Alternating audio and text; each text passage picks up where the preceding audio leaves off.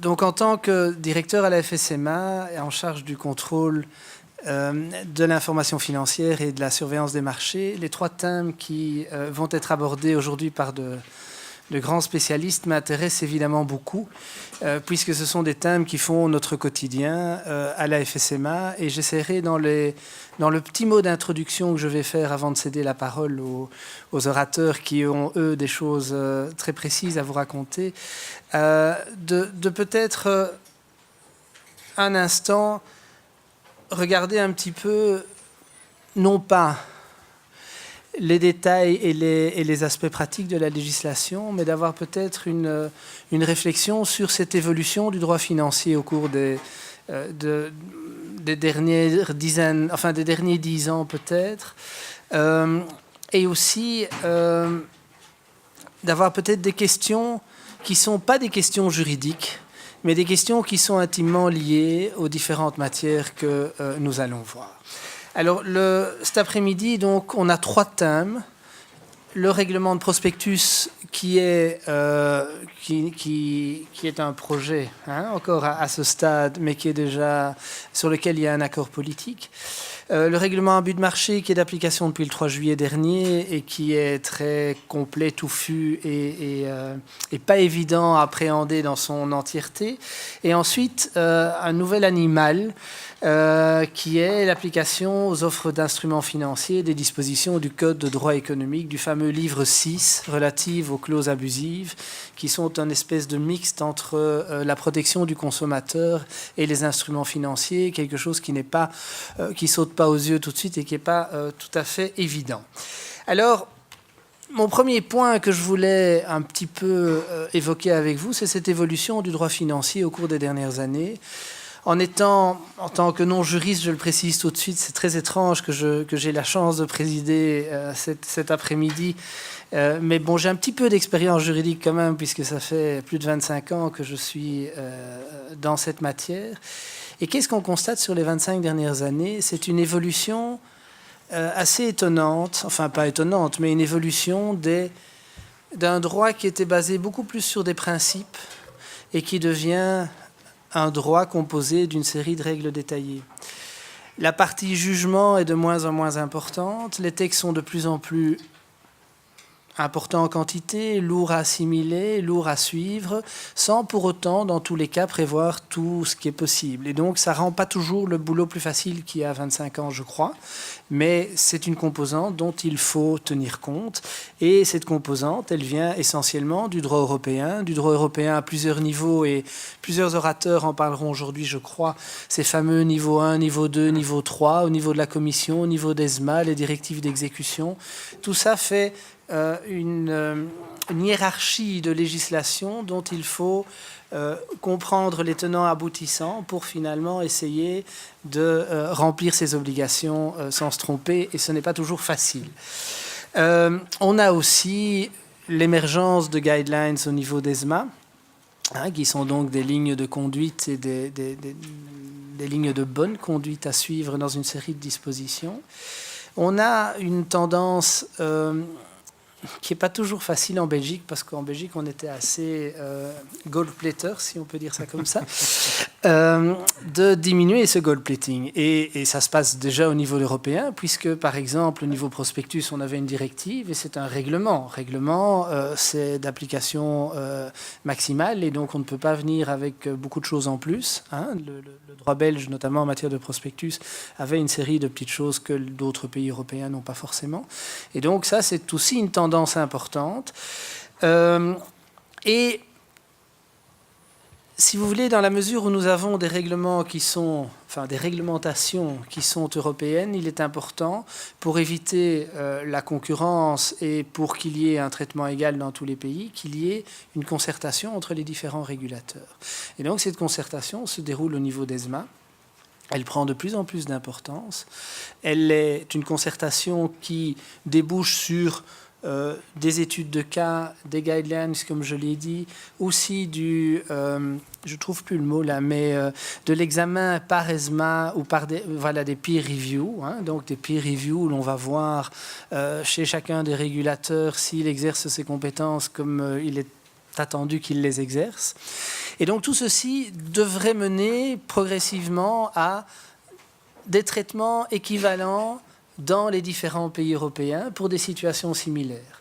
Ça doit amener aussi à ce qu'il y ait une régulation et un contrôle qui soit suivi, qui soit ordonné ou organisé suivant des règles identiques, et ça devrait déboucher sur une politique d'enforcement qui soit plus ou moins comparable d'un pays à l'autre. C'est un long chemin, on n'y est pas encore, mais il y a des choses qui se passent, et notamment, c'est un sujet qu'on n'abordera pas aujourd'hui, mais l'application des IFRS est un exemple où ça fonctionne relativement bien, puisqu'il y a au sein d'ESMA un groupe de spécialistes en matière d'IFRS qui examine toutes les questions, toutes les issues qui se posent dans les différents pays pour les traiter de manière équivalente. Alors, les quelques questions que je souhaitais poser, je ne crois pas qu'on peut y répondre facilement, dans le cadre de cet après-midi, avant que l'on voit les éléments spéciaux. Le prospectus. Alors, un prospectus, pour qui?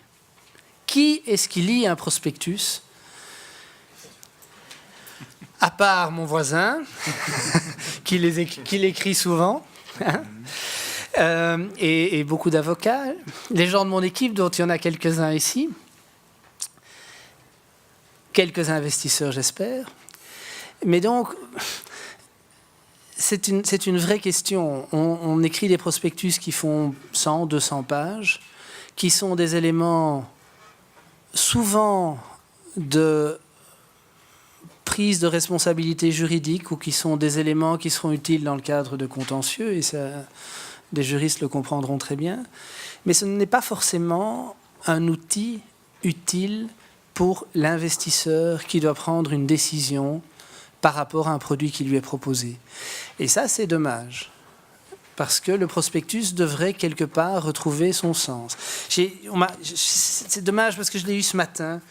On m'a parlé de ceci, More Than You Wanted to Know, The Failure of Mandated Disclosure. C'est un bouquin qui parle, en fait, qui examine en fait l'inutilité quelque part de l'information obligatoire, et le fait que c'est très pratique et c'est très confortable pour les gouvernements qui établissent les lois, pour les régulateurs, pour les émetteurs. Ça ne parle pas uniquement de l'information financière, ça parle aussi des prescriptions. Enfin, je le tiens ici pendant la pause, vous pouvez venir voir. Pour les prescriptions de médicaments, c'est la même chose. On rend une série d'obligations obligatoires, d'informations à publier obligatoirement, lesquelles informations sont des informations qui sont très bien gérées par les spécialistes, qui sont les personnes qui écrivent cette information, mais qui sont parfois tout à fait à un autre niveau que le niveau des personnes vers qui cette information est adressée. Et ça, c'est une vraie question pour moi. C'est une question qu'on essaie d'aborder par d'autres biais, hein, quand on voit la politique de la FSMA, notamment en matière de contrôle de publicité, quand on voit les efforts que l'on fait pour les warnings, etc. On essaye quelque part d'attirer l'attention du marché sur des éléments importants dans de l'information financière, dans des prospectus et autres. Mais on a encore une distorsion énorme entre ce que l'on trouve dans des prospectus. Les prospectus sont destinés, oui, c'est vrai, beaucoup aussi aux institutionnels et autres qui peuvent les utiliser, mais ils ont souvent une documentation ad hoc. Mais les investisseurs, personnes physiques à qui c'est normalement, premièrement, ou les petits investisseurs destinés, ce n'est pas forcément le niveau de langage qui leur parle. Et il semblerait que dans ce livre que je n'ai pas lu, donc je le lirai avec beaucoup d'attention, on indique aussi que toute cette information réglementée, et ça on le sait tous, ça n'intéresse pas les personnes à qui c'est adressé. Et donc c'est quand même fort dommage. Bon, alors, viennent d'autres questions qu'on peut se poser et qui pour moi sont intéressantes. Comment rendre le contenu du prospectus utile? Bon, ben ça renvoie à ce que je viens de vous dire. Comment essayer de trouver un équilibre entre les choses que l'on est obligé de mettre parce qu'il y a un schéma et qu'on doit suivre un schéma, et les informations qui sont vraiment utiles. Comment, en tant qu'investisseur, trouver les informations dont on a besoin pour faire son choix? C'est pas évident. Alors on a des résumés, les résumés tentent à aider, et on verra tout à l'heure que le règlement prospectus va un petit peu dans cette direction d'avoir, et en tout cas pour les plus petites entités, d'avoir quelque chose de plus lisible et de plus simple, mais on en est encore franchement vraiment loin. Alors, dernier point, qui est un point vraiment important, excusez-moi, c'est un peu économiste, hein, mais quel est l'équilibre à atteindre entre la charge pour l'émetteur? Tout le monde est conscient de la charge, l'Europe en premier, puisque dans les considérants du règlement prospectus, on parle de cette charge, ça ne doit pas être trop lourd pour les sociétés, et l'utilité pour le marché. Il y a des objectifs dans ce règlement de souplesse et de flexibilité. Voilà, ça c'est un petit peu au-dessus de la réglementation, mais des points qui me paraissent intéressants. Je pourrais le faire avant chacun, mais je ne vais pas interrompre trop souvent, donc je vous parle tout de suite des deux autres. Hein. Règlement abus de marché et les conséquences pour les sociétés cotées belges. Bon, je laisserai Philippe, qui connaît bien les sociétés cotées belges, plus de l'intérieur que nous probablement, parler des conséquences. Mais la première chose pour le règlement abus de marché, c'est toujours très intéressant de savoir qu'il fait plus de 200 pages. Hein, tout compris. Hein, donc, ça fait du boulot et il faut beaucoup de mémoire pour arriver à penser aux bonnes choses au bon moment. Comment est-ce qu'on peut, dans le cadre de... Enfin, ici, on parle du contrôle des marchés. Hein, on parle des règles de marché, on parle d'abus de marché, que ce soit insider dealing ou manipulation de cours. Comment est-ce que tout ça s'intègre dans les nouvelles configurations du marché? Hein? On a des marchés multiples, on a une évolution technologique qui nous amène à avoir des marchés où on est à la milliseconde, où il se passe... Hein, on a pour la petite histoire, on a dans nos outils de contrôle un replay. On appelle ça le magnétoscope, qui nous permet de voir, transaction par transaction, ce qui se passe dans le marché. Mais vous n'imaginez pas le temps qu'il faut pour faire 2 secondes. Hein, dans un marché où il y a de la liquidité, comme tout se passe à la milliseconde, on met, enfin je ne peux pas vous dire un multiple, mais on met proportionnellement un temps énorme pour arriver à décomposer ce qui se passe dans des petits moments. Ce sont des facteurs nouveaux. Il y a 15 ans, on voyait de manière très simple ce qui se passait dans le marché. C'est fini, il faut des outils sophistiqués parce que les gens qui sont actifs dans le marché sont plus sophistiqués, les outils sont plus sophistiqués et on a une vitesse et on a des plateformes multiples. C'est aussi un élément d'évolution au cours des 15-20 dernières années. On traite de l'AB InBev sur X marchés en même temps. Et donc, il faut arriver à appréhender ce qui se passe sur ces marchés pour essayer d'avoir un peu de transparence et de bon fonctionnement. Les stratégies, est-ce qu'elles évoluent ou pas? Pas forcément, mais il y a des stratégies qui évoluent avec l'évolution des moyens, certainement. Alors, élément qui va être bien mis en valeur tout à l'heure, comment l'émetteur gère-t-il sa communication privilégiée et toutes les autres règles de marque? Il y a une série de règles de marque qui sont administrativement importantes et donc il y a tout un problème de gestion pour les émetteurs. Et les intermédiaires financiers n'ont pas été oubliés. Ils ont aussi une série de choses à faire, des dénonciations, ils ont du reporting à faire. Ils doivent faire attention quand ils font du market sounding. Il y a une série de règles nouvelles dans le cadre de MAR qui méritent attention. Alors, le dernier point, ça c'est le point où on a un mariage qui peut parfois être considéré un petit peu comme contre nature, hein, puisqu'on a une législation qui vise à protéger les consommateurs, mais on parle de tous les consommateurs et de tous les produits, et on l'a fait s'adapter et on l'a fait fonctionner sur les produits financiers, ce qui est la Belgique est assez novatrice en la matière. Vous devez savoir qu'au Royaume-Uni, par exemple, pour l'instant, il y a une réflexion à ce sujet-là pour aussi appliquer des règles de protection des consommateurs à la vente de produits financiers.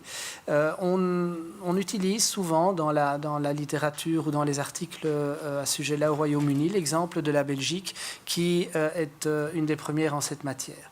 Alors, ça boxe aussi de temps en temps quand on a des produits que l'on vend depuis la nuit des temps avec une série de clauses sur les marchés internationaux. Et on arrive en Belgique, on voudrait bien les vendre en Belgique, mais il y a des clauses abusives. Pas facile. Et donc, ce sont le genre de petites choses qui méritent attention, et on vous en parlera tout à l'heure. Alors, dernier point que je voudrais, parce que bon, je suis ici en tant que président de cette après-midi très intéressante. Je suis aussi à la FSMA, comme j'ai pu le dire au début, et je trouvais intéressant de mettre un petit peu en perspective le rôle de la FSMA en tant que régulateur. On est régulateur dans les 3 matières qu'on va aborder tout à l'heure. Et donc, de manière très simple, quels sont nos objectifs dans le cadre de ce contrôle ? Premier objectif, essayer de veiller à la transparence des marchés. Essayer de veiller à ce que... Enfin, tous les économistes vous diront que pour qu'un marché fonctionne bien, il faut qu'il soit transparent, il faut que l'on ait une idée de l'offre et de la demande, il faut qu'il y ait une information correcte sur ce qui est proposé à l'offre, ce qui est proposé à la vente. Et donc, on doit veiller à ça par l'application d'une série de règles et aussi, de temps en temps, par des initiatives qu'on pourrait prendre. On doit permettre le bon fonctionnement des marchés. Ce n'est pas nous en première ligne qui le faisons, mais on doit veiller à ce que les entreprises de marché qui sont inscrites en Belgique et particulièrement tous les marchés organisés par Euronext fonctionnent correctement et des règles qui permettent de fonctionner correctement. Et on doit assurer une bonne information des marchés par les émetteurs, par les intermédiaires et par les entreprises de marché. Alors comment est-ce qu'on essaie de faire ça ? Eh bien, de manière relativement simple. D'abord, en essayant d'informer. Pour ceux qui seraient dans la salle et qui ne le sauraient pas, nous avons un site qui est un puits d'information avec toutes les législations en vigueur, avec nos circulaires, avec les Q&A d'ESMA. Allez le voir, cherchez un petit peu quand vous cherchez de l'information. Je crois que ça peut vous aider beaucoup. Vous devez savoir aussi, pour les praticiens, il y en a quelques-uns que je connais bien dans la salle qui n'hésitent pas, nous sommes disponibles et nous sommes là pour discuter des problèmes que vous avez et n'hésitez pas à nous appeler et à échanger des choses, même quand le dossier n'existe pas encore, mais quand vous savez qu'il va arriver. C'est parfois mieux...